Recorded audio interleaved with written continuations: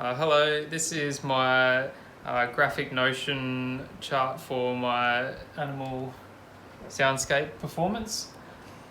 Setting the scene as the frogs happily hop around. This is represented by voice and clapping to show that they're happy.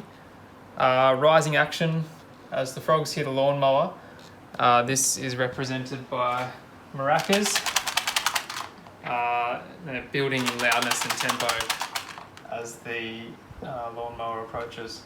The climax, as the lawnmower destroys the frog's home, this is represented by this scraper thing. It's played loudly as the lawnmower destroys the frog's home. Falling action, as the ponds dry up, the frogs are sad.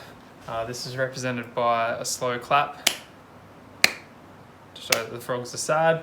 And finally, the resolution, as the rain falls, fills the ponds, the frogs are happy again.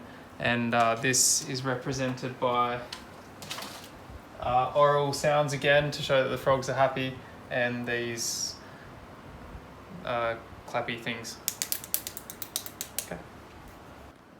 La-di-da-di-da, la-di-da-di-da, la-di-da-di-da, la-di-da-di-da.